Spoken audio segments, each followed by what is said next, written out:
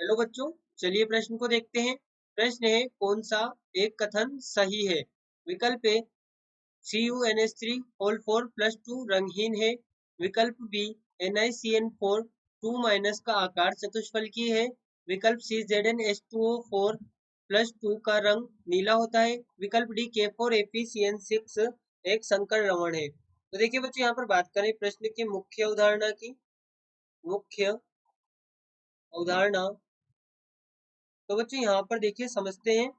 हमारे पास में पहले तो रंगहीन और रंगीन का हम कैसे यहाँ पर निरीक्षण करते हैं। तो देखिए सबसे पहले हम यहाँ पर बात करें तो हम कह सकते हैं कि D1 से E9 इनमें पाया जाता है DD संकर, यहाँ पर DD संक्रमण यहाँ पर पाया जाता है, जिसके कारण बच्चों ये होते हैं रंगीन, ये यहाँ पर रंगीन होते हैं।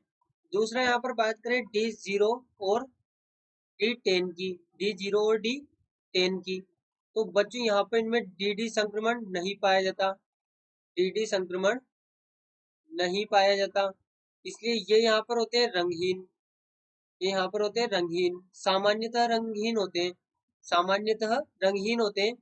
वरना यहाँ पर हम इन्हें सामान्यतः लिखें क्योंकि इनमें कुछ अपवाद भी पाए जाते हैं, तो यहाँ पर हम इन्हें लिखेंगे सामान्यतः रंगीन और सामान्यतः रंगहीन। ठीक है, तो यहाँ पर ये सामान्यतः रंगीन रंगहीन, जिनमें कि DD संक्रमण यहाँ पर नहीं पाया जाता, ये सामान्यतः रंगहीन होगा, रंगहीन। तो देखिए बच्चों, यहाँ पर जो हमारे पास में ज्यामिति की बात जब हम करते हैं, जो कि कोऑर्डिनेशन नंबर 4 में हमें दिया गया है, तो कोऑर्डिनेशन नंबर 4 में बच्चों जो ज्यामिति होती है, कोऑर्डिनेशन नंबर 4 में यहाँ पर जो ज्यामिति होती है वो यहाँ पर दो संक्रमण पाए जाते हैं। पहले तो जो sp3 है और यहाँ पर दूसरा DsP2, इनमें दोनों में यहाँ पर sp3 जो है इसमें चतुष्फलकीय ज्यामिति पाई जाती है, चतुष्फलकीय ज्यामिति, चतुष्फलकीय ज्यामिति।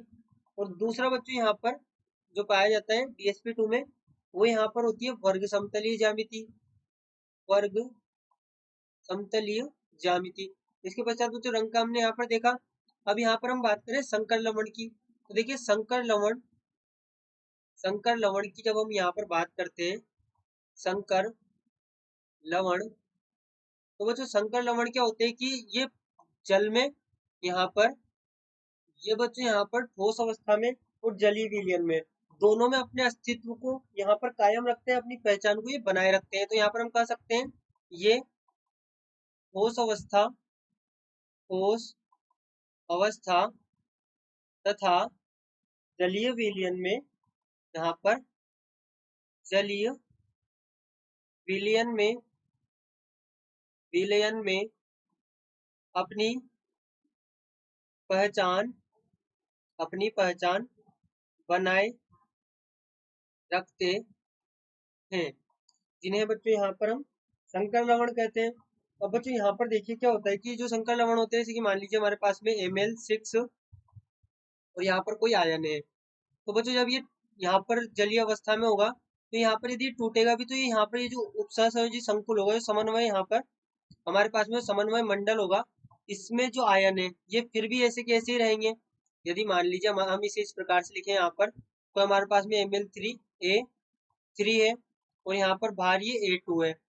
तो यहाँ पर देखिए जब ये अपने आयनों में टूटेगा तो ये अपने आयनों में किस प्रकार से टूटेगा, ये टूटेगा यहाँ पर Ml3A3 और यहाँ पर ये +2 +2A माइनस। तो देखिए बच्चों, जब इसने अपने जलीय विलयन में अपने आयनों में टूटकर भी अपने अस्तित्व को यहाँ पर कायम रखा, यहाँ पर जो समन्वय मंडल के अंदर के आयन थी ये यहाँ पर वियोजित नहीं हुए, यहाँ पर इनका आयनन नहीं हुआ, यानी कि इन्होंने अपने अस्तित्व को यहाँ पर कायम रखा, तो ये होते हैं संकर लवण, ये यहाँ पर होते हैं संकर लवण। अब बच्चों हम पहला विकल्प देखें यदि यहाँ पर, तो पहले विकल्प में हमसे कहा गया है कॉपर NH3 होल 4 2+ रंगहीन है, तो यहाँ पर हम देखते हैं कॉपर NH3 होल 4+2। अब बच्चों यहाँ पर अमोनिया हम जानते हैं 0 होता है, तो कॉपर जो होगा पूरा आवेश कॉपर पर होगा, तो कॉपर यहाँ पर +2 में होगा। तो यहाँ से हम देख सकते हैं कि जो कॉपर +2 है, कॉपर +2 का यहाँ पे इलेक्ट्रॉनिक विन्यास होगा 3D9 और 4s2 नॉर्मली होता है, लेकिन क्या होता है कि एक इलेक्ट्रॉन इधर चला जाता है, तो यहाँ पर जो हम कॉपर का इलेक्ट्रॉनिक विन्यास लिखते हैं, देखिए यहाँ पर लिखे हम कॉपर का इलेक्ट्रॉनिक विन्यास हम लिखते हैं 3D10 और 4s1 हम यहाँ पर लिखते हैं। अब बच्चों उसके पश्चात देखिए, जब हम बात करते हैं कॉपर प्लस 2 यानी कि एक इलेक्ट्रॉन निकलेगा एस से, दूसरा निकलेगा डी से, तो यहाँ पर ये हो जाएगा 3D9 और 4s0। 3D9 जो होगा इसको हम किस प्रकार से यहाँ पर भरेंगे, यहाँ पर देखिए 1 2 3 4, 1 2 3 4 5 6 7 8 9 इलेक्ट्रॉन इस प्रकार से यहाँ पे भर गए। अब बच्चों यहाँ पर हम जानते हैं कि जो कॉपर प्लस 2 है और यहाँ पर अमोनिया है, तो यहाँ पर पश्च युग्मन की कोई स्थिति हम बना नहीं सकते। क्यों? क्योंकि यहाँ पर देखिए क्या होता है कि जो D9 होता है, D9 यहाँ पर होता है, जब D9 में प्रबल क्षेत्रीय लिगेंड होता है तो बच्चों ये D9 से जो इलेक्ट्रॉन होता है निकल कर और यहाँ पर ये 4 वाले जो यहाँ पर हमारे पास में उपकोष होते हैं उनमें चला जाता है। लेकिन अभी हम यहाँ पर रंग की बात कर रहे हैं, तो रंग की यदि बात कर रहे हैं तो यहाँ पर हमारे पास में अयुग्मित इलेक्ट्रॉन होगा एक यहाँ पर हमारे पास में अयुग्मित इलेक्ट्रॉन होगा, और एक अयुग्मित इलेक्ट्रॉन यदि बच्चों यहाँ पर उपस्थित है तो यहाँ पर हम कह सकते हैं कि 3D9 भी, और 3D9 को हम जानते हैं कि यहाँ पर डी संक्रमण दर्शाएगा, यानी कि यहाँ पर रंगीन होगा। यहाँ पर ये हमारे पास में रंगीन होगा। रंगीन की यहाँ पर दो कंडीशन से हम पता कर सकते हैं। एक तो हम पता कर सकते हैं कि अयुग्मित इलेक्ट्रॉन उपस्थित होना चाहिए, और दूसरा हम ऐसे भी देख सकते हैं कि 3D9 है। अब 3D9 है तो ऑब्वियसली एक इलेक्ट्रॉन यहाँ पर अयुग्मित रहेगा, तो यहाँ पर ये रंगीन होगा। अब हमें विकल्प दिया गया है कि ये रंगहीन है, तो यहाँ पर हम कहेंगे कि रंगहीन नहीं है, ये यहाँ पर रंगीन है, तो हमारा विकल्प एक गलत होगा। बात करें विकल्प बी की, तो हमें कहा गया NiCN4 2- का आकार चतुष्फल की है, तो चलिए इसे भी यहाँ पर जांचे। तो यहाँ पर हमसे कहा गया है NiCN4 और यहाँ पर ये 2-। अब हम जानते हैं कि यहाँ पर जो हम Na की उष्कण अवस्था निकालेंगे वो हमारे पास में X4 जो कि Cn है और इसकी उष्कण अवस्था -1 बराबर पूरा हो गए -2 के, तो यहाँ पर एक समय प्राप्त होगा +2। अब यहाँ से यदि देखें तो Ni+2 जो कि यहाँ पर होता है AR, ये यदि इसकी नॉर्मली बात करें तो ये होता है AR 3D8 और 4s2, लेकिन जब इसमें से एक इलेक्ट्रॉन निकलेगा तो यहाँ पर हो जाएगा Ni+, यहाँ पर दो इलेक्ट्रॉन निकालेंगे तो Ni+2 और Ni+2 होगा, दो इलेक्ट्रॉन यहाँ पर S से निकलेंगे, यानी कि 3D8 और 4s0 हो जाएगा। अब 3D8 4s0 हो जाएगा तो यहाँ पे इलेक्ट्रॉन किस प्रकार से भरेंगे, 1 2 3 4 5 कक्षा होंगे, इलेक्ट्रॉन भरेंगे 1 2 3 4 5 6 7 और 8 इलेक्ट्रॉन इस प्रकार से भरेंगे। S पूरा खाली, 4p पूरा खाली। अब बच्चों यहाँ पर क्या होता है कि हमारे पास में जो अमोनिया है ये होता है स्ट्रॉन्ग फील्ड लिगेंड, यहाँ पर ये प्रबल क्षेत्रीय लिगेंड होता है। अब बच्चों यदि ये प्रबल क्षेत्रीय लिगेंड है तो यहाँ पर हम कह सकते हैं कि ये करवाएगा यहाँ पर पश्च युग्मन, ये यहाँ पर पश्च युग्मन की स्थिति को प्रेरित करेगा, यानी कि यहाँ पर पश्च युग्मन होगा, और पश्च युग्मन होगा तो ये वाला जो इलेक्ट्रॉन है ये जाएगा यहाँ पे, तो यहाँ पे ये 3D8 जो हमें प्राप्त होगा पश्च युग्मन के दौरान, पश्च युग्मन यहाँ पर हुआ, और पश्च युग्मन के दौरान हमें यहाँ पर इस प्रकार से प्राप्त होगा। यहाँ पर ये 5 कक्षक होंगे और इन 5 कक्षक में 1 2 3 4, और यहाँ पर ये जो इलेक्ट्रॉन था इधर आ जाएगा, तो इस प्रकार से हम इसे भरेंगे। यहाँ पर ये हमारे पास में होगा 5 6 7 और ये 8 कक्षक इस प्रकार से यहाँ पर भर जाएंगे, यानी कि हमारे पास में एक डी खाली बचेगा, एक एस यहाँ पर खाली है और 3 पी खाली है। लेकिन जब हम कोऑर्डिनेशन नंबर 4 की यहाँ पर बात करें तो हमें 2 पी की आवश्यकता पड़ेगी, तो यहाँ पर जो इसका संकरण होगा ये यहाँ पर DsP2 संकरण होगा, यहाँ पर ये DsP2 संकरण होगा। और बच्चों हम जानते हैं कि जो DsP2 संकरण होता है इसकी ज्यामिति यहाँ पर वर्ग समतलीय होती है, वर्ग समतलीय ज्यामिति होती है। अब बच्चों हमसे विकल्प में कहा गया है कि यहाँ पर इसकी चतुष्फल की ज्यामिति होगी, तो यहाँ पर ये विकल्प भी हमारा गलत होगा, क्योंकि इसकी ज्यामिति यहाँ पर वर्ग समतलीय है।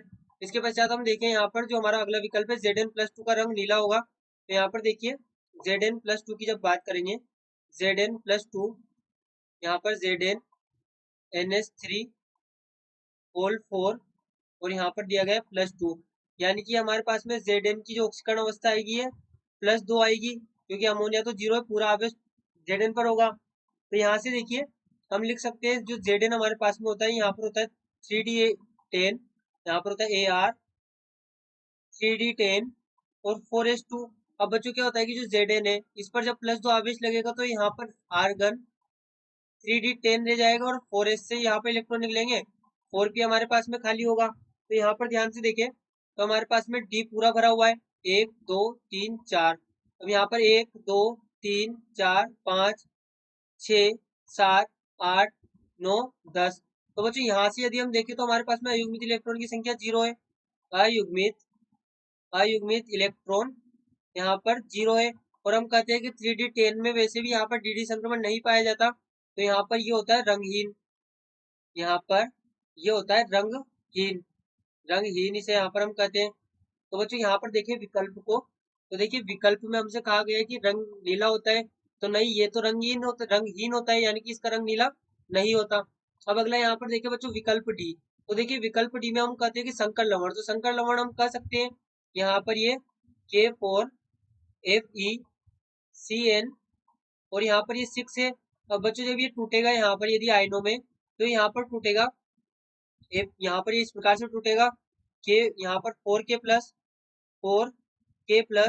प्लस यहाँ पर टूटेगा FeCN6 और यहाँ पर ये 2 माइनस में, यहाँ पर ये 4 माइनस में होगा, 4 माइनस में। लेकिन बच्चों देखिए इसने अपने यहाँ पर समन्वय मंडल का तो अस्तित्व अभी भी बनाया हुआ है, यानी कि इसका जो अस्तित्व है वो ठोस अवस्था में भी होता है और जलीय विलयन में भी होता है।